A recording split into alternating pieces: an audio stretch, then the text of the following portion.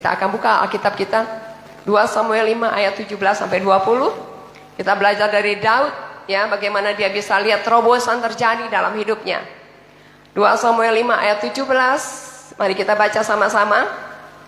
Ketika didengar orang Filistin bahwa Daud telah diurapi menjadi raja atas Israel, maka apa? Maka majulah semua orang Filistin untuk menangkap Daud. Tetapi Daud mendengar hal itu, lalu ia pergi ke kubu pertahanan. Ketika orang Filistin itu datang memencar di lembah Refaim, bertanyalah Daud kepada Tuhan, apakah aku harus maju melawan orang Filistin itu? Akan kau serahkankah mereka ke dalam tanganku? Tuhan menjawab Daud apa? Majulah, sebab aku pasti akan mengerahkan orang Filistin itu ke dalam tanganmu. Lalu datanglah Daud di Baal Perasim dan memukul mereka kalah di sana. Berkatalah ia apa? Tuhan telah menerobos musuhku di depanmu seperti air menerobos. Sebab itu orang menamakan tempat itu Baal. Kali lagi ya. Tuhan telah menerobos musuhku di depanku seperti air menerobos. Sebab itu orang menamakan tempat itu Baal Perasim. Tadinya apa? Lembah Perasim, ya. Jadi, saudara, kita belajar dari Daud ya. Hal yang pertama, ketika dia mendengar bahwa semua orang Filistin, ini Daud diurapi dulu menjadi raja, saudara. Waktu Daud pertama kali, saya waktu beberapa bulan lalu kayaknya khotbah tentang Daud ini, tentang urapan ya. Ketika Daud diurapi oleh Nabi Samuel untuk menjadi raja, saudara, dia diurapi Tuhan. Dan setelah dia diurapi Tuhan, dan sampai seterusnya, itu di dalam 1 Samuel 16 ya, saudara, ketika dia diurapi oleh Nabi Samuel, saat itu dan seterusnya selama-lamanya, maka Tuhan menyertai dia. Tapi bukan berarti ketika dia diurapi langsung jadi raja loh, saudara. Nah, ini ceritanya tua-tua di Israel itu mulai mengangkat dan mengurapi. Jadi Daud itu beberapa kali diurapi. Jadi kalau saudara sangat perlu sekali untuk mendapatkan doa pengurapan. Jadi kalau ada doa pengurapan diumumkan sama KDB di tempat ini, saudara harus datang dan minta dengan rasa haus, urapi aku Tuhan. Lewat Pak Didi mungkin lewat saya atau siapa yang akan mengurapi saudara dengan minyak urapan. Saudara harus terima itu dan imani bahwa kita diurapi untuk mendapatkan penyertaan Tuhan yang sempurna. Dan sejak Daud diurapi Tuhan, lalu dia diangkat menjadi raja, semua orang Filistin mau mengepung Daud dan menangkapnya. Udah pasti dibunuh tuh. Sebab Daud mengalahkan siapa? Orang Filistin. Tahu siapa? Goliat. Goliat itu tinggi katanya. Tinggi besar. 3 hasta. 3 hasta itu berapa meter ya? Dia giant. Dia raksasa. Dan ternyata saya pikir, ini menurut pikiran saya, orang Filistin itu pasti besar-besar. Tinggi-tinggi mereka. Dan firman Tuhan katakan tadi apa? Semua orang Filistin mau menangkap Daud. Sementara Daud di firman Tuhan juga bilang bahwa dia tuh cuma kecil gitu loh, kemerahan, pipinya imut gitu ya kan. Bayangin lah ya, kalau raksasa menangkap, ya itu kayak nangkap semut aja kali gitu. Tapi Daud hebat kan. Setelah Daud diurapi Tuhan, dia kalahkan singa. Yang lebih besar lagi, dia kalahkan beruang. Lalu dia juga kalahkan Goliat karena dia datang dengan nama Tuhan. Dan yang kali ini saudara, ketika didengar bahwa orang Filistin mendengar bahwa Daud diurapi dan menjadi raja atas Israel, maka majulah, katakan semua. Ayo katakan semua orang Filistin. Untuk apa? Menangkap Daud. Gentar hati Daud.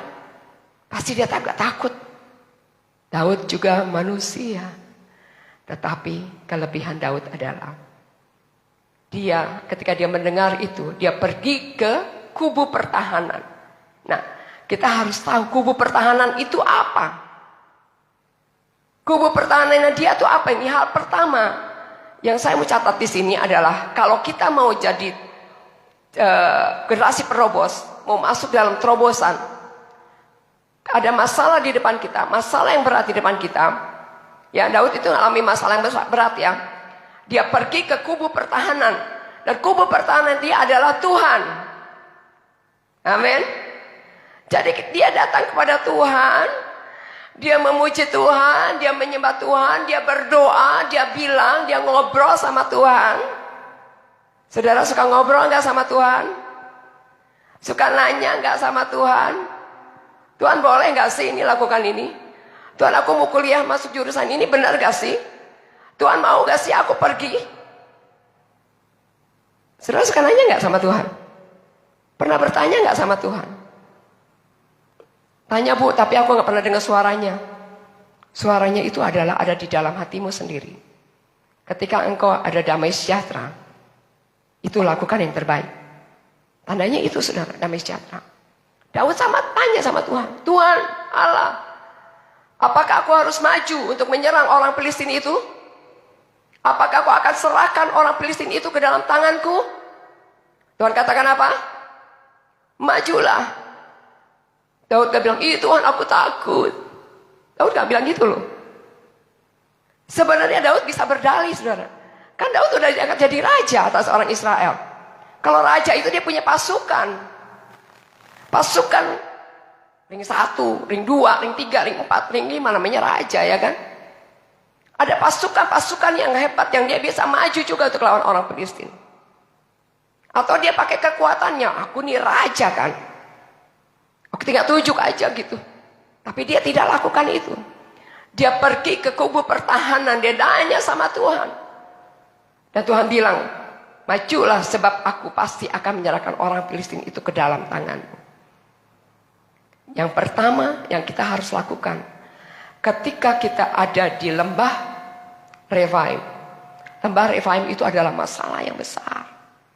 Masalah yang sepertinya nggak ada solusinya gitu. Masalah yang sepertinya nggak ada jawabannya. Kayaknya sepertinya di depan kita tuh laut yang besar, gak bisa nyebrang. Tapi Musa bisa bawa pasukannya. Dan dia bisa merobos laut merah. Karena dia mengandalkan Tuhan. Saudara, mari kita mau seperti Daud. Datang cari wajah Tuhan. Dan saudara saya mau yakinkan, kalau saudara udah berdoa sama Tuhan. Saudara kalau pasti doa, pasti ada aminnya dong. Ya kan? Kalau doa ada amin gak sih? Amin. Dalam nama Yesus aku percaya terjadi. Amin. Ketika amin, yang tadinya kita takut, yang tadinya kita khawatir, yang tadinya kita nggak tahu jawabannya, saudara, ketika amin percaya Tuhan pasti ada di depan kita. Amin. Kalau udah percaya udah nggak takut lagi dong. Udah nggak ragu lagi, aduh susah banget sih hidup ini, beras tambah naik segala macam. Nggak gitu lagi saudara. Percaya gitu loh. Sekalipun berasmu tetap masih nggak ada, tetap percaya. Mungkin Tuhan mau engkau berpuasa. Karena selama hidupmu nggak pernah puasa. Ngapain sih puasa? Puasa itu kita mematikan keinginan daging kita. Kita matikan segala keinginan apapun yang jadi keinginan kita. Tapi kita berjalan dengan kuasanya Tuhan. Amin. Mari kita mau cari wajah Tuhan. Semakin cinta Tuhan. Daud pergi dan dia melangkahkan kaki. Dan dia mencari wajahnya Tuhan. Dia menang. Karena kenapa? Sebab Daud diurapi Tuhan. Sejak hari itu. Sampai seterusnya. Daud disertai Tuhan. Itu kunci kemenangannya saudara. Jadi penyertaan Tuhan itu sangat indah buat kita semua. Ya, jadi sekali lagi, saudara jangan pernah lagi datang ke Tuhan rengek-rengek lagi. Kita ini sudah dewasa. Katakan aku sudah dewasa. Tuhan nanti datang ke dalam dunia ini yang kedua kali nih. Tuhan cari orang-orang dewasa, bukan anak-anak lagi. Anak-anak tuh kerjaannya cuma nangis. Nangis kasih susu, diam. Nangis ganti popok, diam. Kita gak bayi lagi saudara. Tapi kita sudah dewasa. Dewasa itu melangkah dengan pasti. Hadapi apapun yang terjadi di depannya. Karena dia tahu Tuhan bersamanya. Dan saudara akan mendapatkan kemenangan demi kemenangan. Sukacita demi sukacita. Mujizat Tuhan demi mujizat Tuhan terjadi terus dalam hidup kita. Karena kita mengandalkan Tuhan. Raja di atas segala raja. Daud lebih mengutamakan Tuhan daripada segala-galanya. Ya.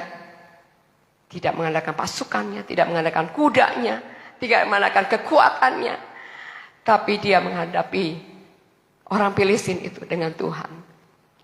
Firman Tuhan katakan apa saudara? Orang yang mengandalkan kekuatannya terkutuk.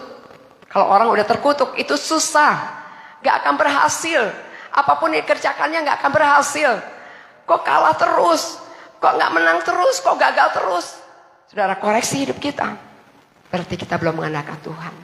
Karena kalau dengan Tuhan itu pasti sukses. Pasti berhasil. Pasti berbahagia. Pasti menang. Pasti apa lagi? Pasti akan melihat sesuatu yang besar di depannya. Amin. Amin saudara. Amin. Kita punya Tuhan yang hebat ya. Kita punya Tuhan yang luar biasa.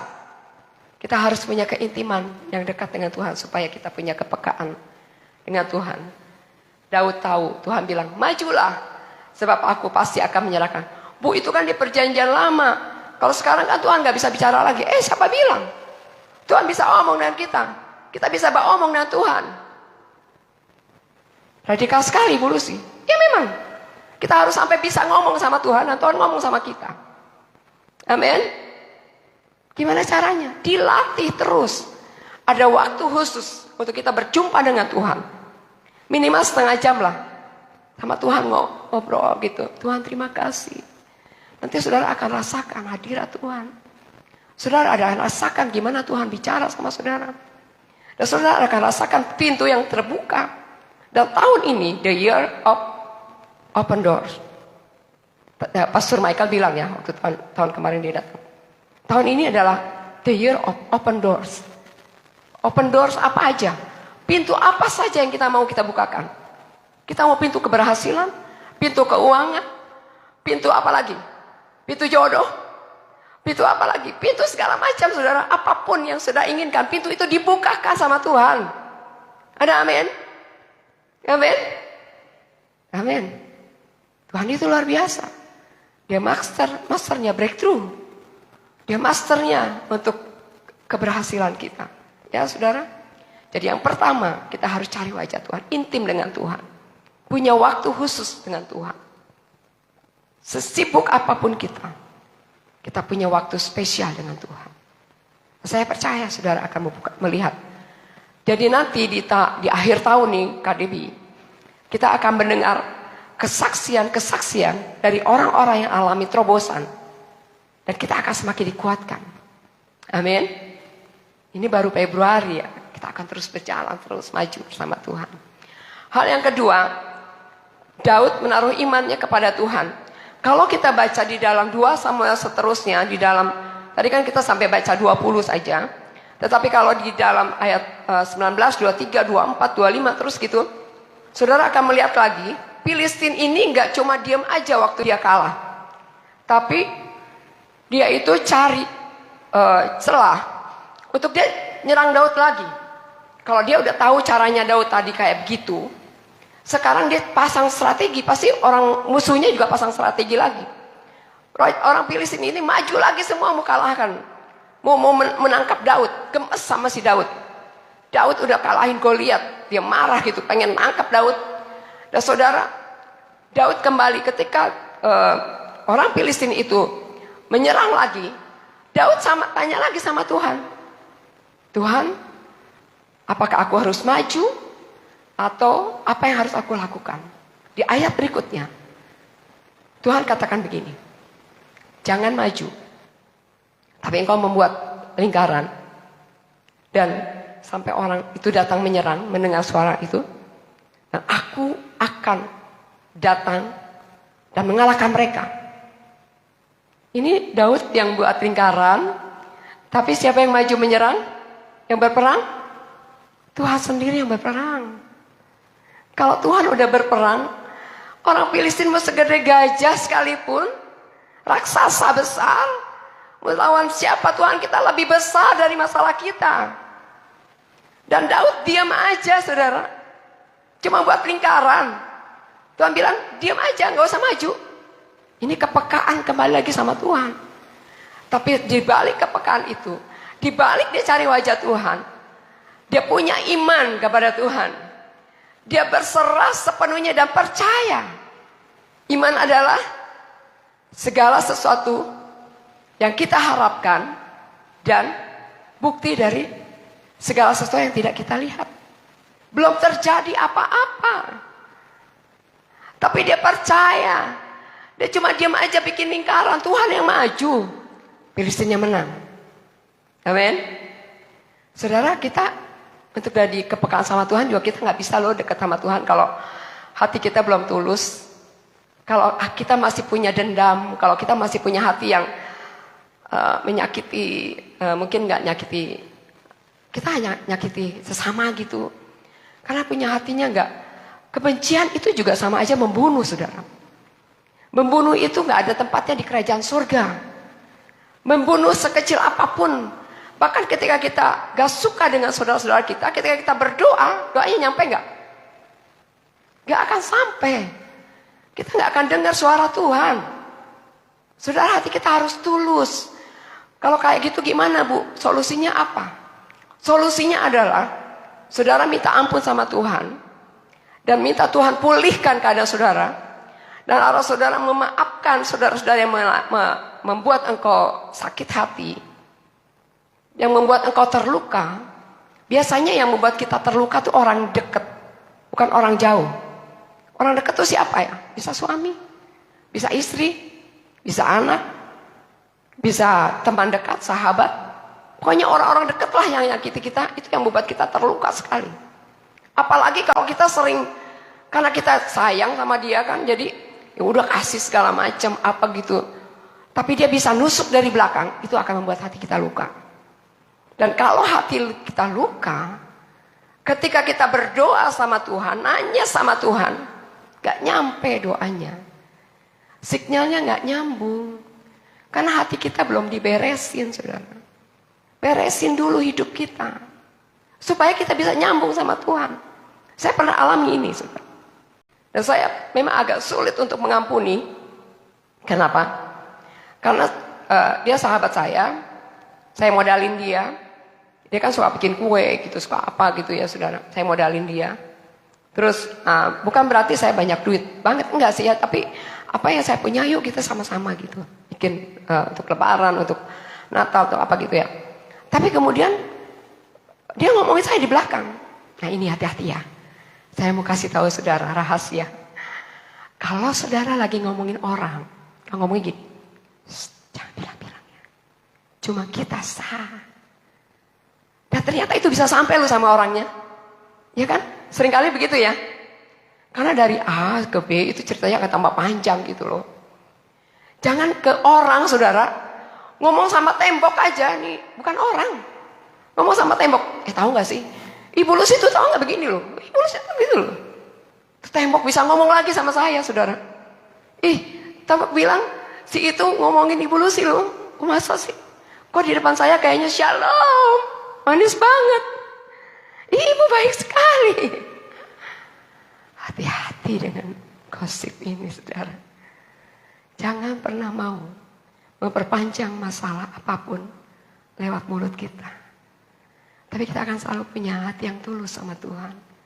Dengan teman-teman kita juga. Hati yang saling ngasih. Saudara gak punya dendam. Amin. Kalau kita punya dendam itu kita harus mengampuni. Dan saya tuh dendam sekali, marah sekali. Kurang ajar gitu. Terus saya doa sama Tuhan. Kenapa saya doa sama Tuhan? Karena Tuhan bilang sama saya. Kamu kan hamba Tuhan. Lu harus bisa mengampuni loh.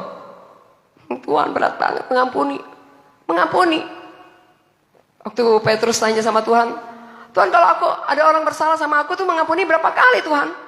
7 kali kah Tuhan? Tuhan bilang apa? 70 kali 7.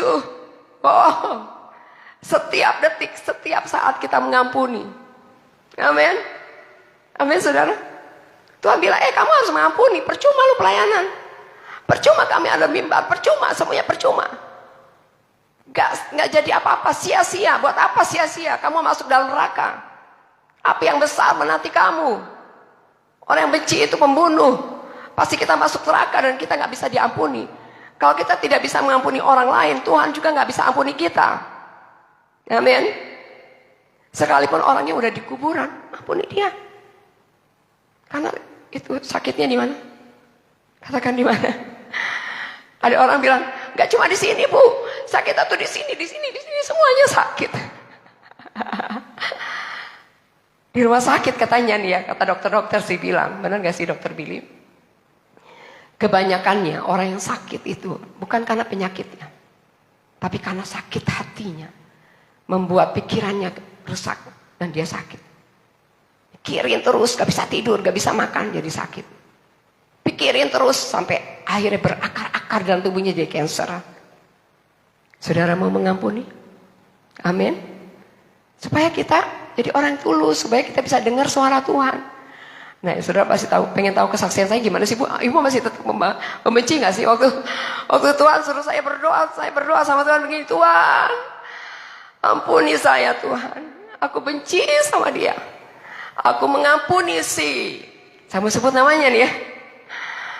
Si porokopok itu Tuhan, ampuni dia. Si kurang ajar itu Tuhan. Boleh nggak kita bilang gitu? Si jelek itu Tuhan. Kalau udah benci kan semuanya jadi jelek di depan kita ya nggak? Udah nggak bagus-bagus lagi, lu mau cakep kayak apapun bilang si jelek itu Tuhan. Tuhan bilang 70 kali 7, ya udah saya datang lagi sama Tuhan, Tuhan aku ampun. Ketika kita datang terus sama Tuhan, saudara, Tuhan kita Tuhan yang luar biasa. Dia menjawab doa kita.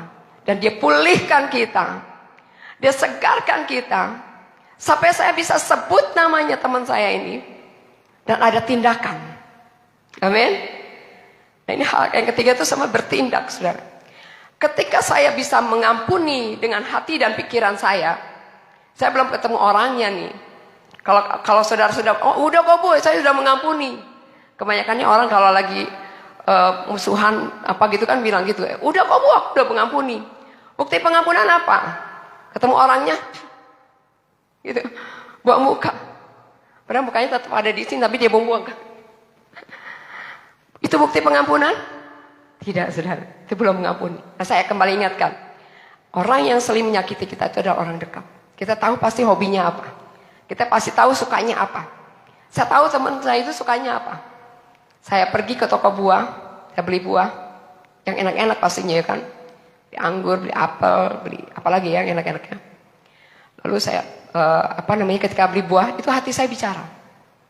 Buat yang bagus dong, jangan cuma kayak gitu. Dia kan orangnya kan suka seni gitu. Oh iya, oke. Gampang ya kan, beli buah kan gampang ya.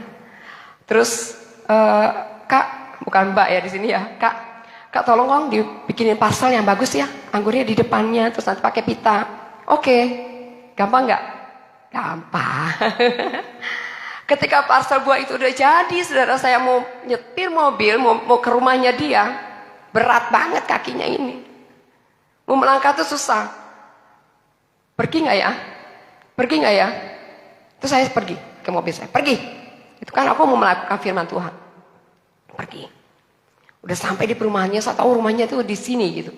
Tapi saya parkir jauh di sini. Masih berat untuk mengampuni. Itu udah doa ulang kali, saudara. Udah sampai si borokokok, si kurang ajar, sampai saya sebut namanya. Masih gak bisa juga mengampuni. Susah banget ya. Terus kemudian, saudara, ketika saya mau turun dari mobil, melangkahkan kaki, sebelah kiri saya bilang, ngapain lo pergi? Kan kamu gak bersalah. Dia yang salah, bukan kamu yang salah. Kamu udah kasih modal sama dia, udah bantu dia, apa segala macam. Ngapain pergi? Sebelah kanan saya bilang, maju, kamu mau jadi pelaku firman, lakukan kebenaran. Kamu mau memuliakan nama Tuhan, maju, ayo maju. Jangan. Sebelah kiri bilang, jangan. Sebelah kiri maju, jangan maju. Aduh, kalau ada kancing saya tanya, A, B, C. Salah. Kalau bilang benar, maju. Sampai saya berat langkahnya, saudara. Saya sampai di rumahnya. Ketika di depan rumahnya saya bilang, Shalom. Sesuatu yang mengikat saya itu terlepas.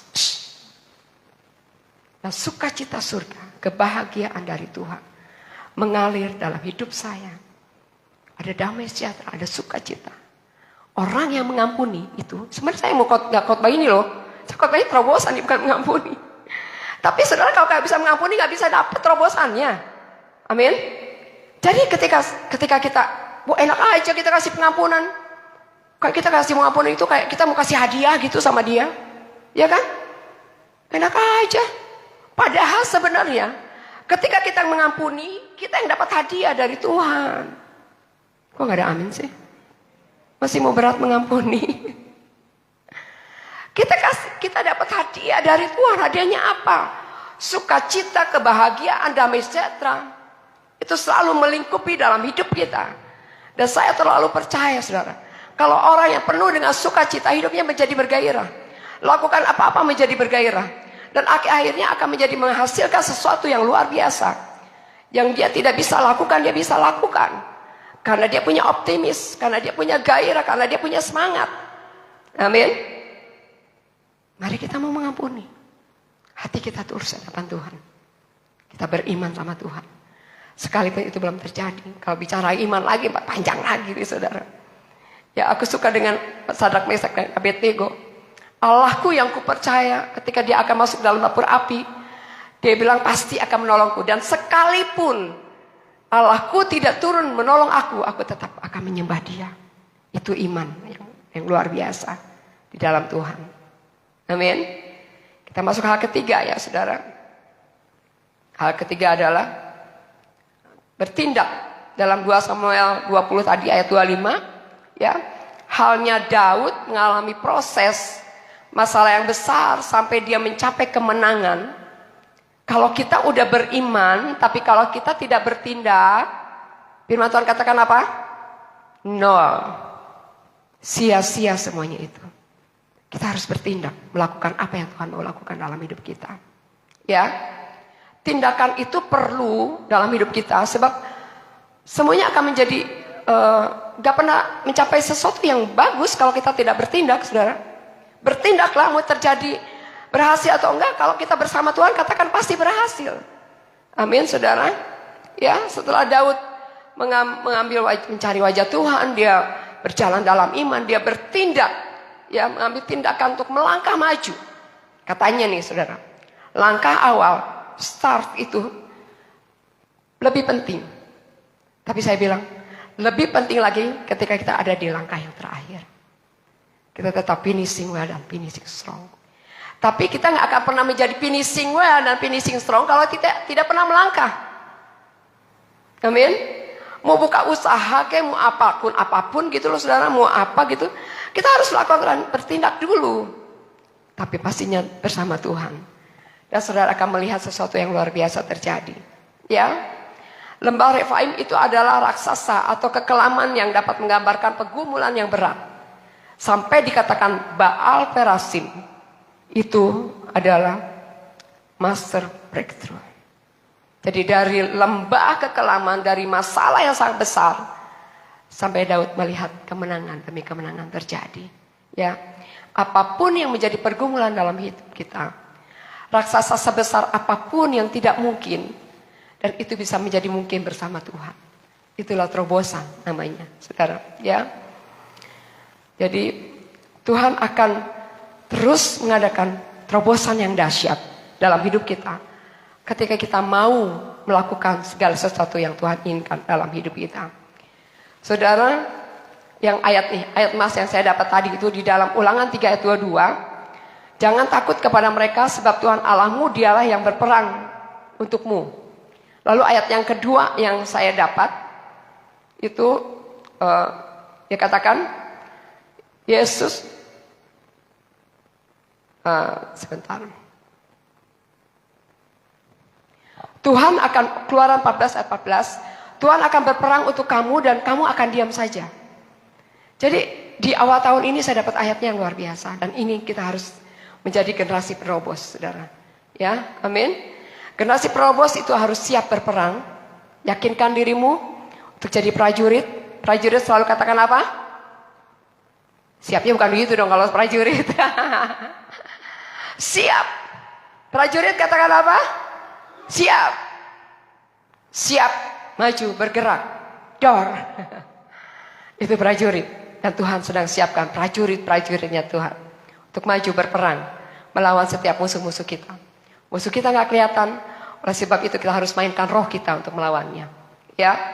Generasi penerobos selalu siap berubah setiap hari.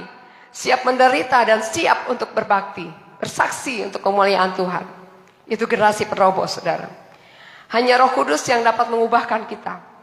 Tidak ada orang yang dapat mengubahkan kita. Tapi Roh Kudus dapat mengubahkan kita. Tapi kalau saudara punya kerinduan untuk mengubahkan saudara-saudaramu, saudara doakan dia, sebutkan namanya dan percaya Roh Kudus yang bergerak. Untuk mengubahkan dia. Bahkan mengubahkan kita semua. Amin. Tidak ada terobosan tanpa penyertaan Tuhan. Karena merobos adalah Tuhan. Dan Tuhan berjalan di depan kita. Sementara kita hanya mengikuti Tuhan saja. Amin. Yang terakhir Mika 2 ayat 13. Kita akan baca sama-sama ini ya. Mika 2 ayat 13. Yuk kita baca. Sampai bangkit berdiri boleh? Generasi penerobos. Mari kita mau siap maju bergerak bagi kemuliaan Tuhan. 1, 2, 3. Penerobos akan maju di depan mereka.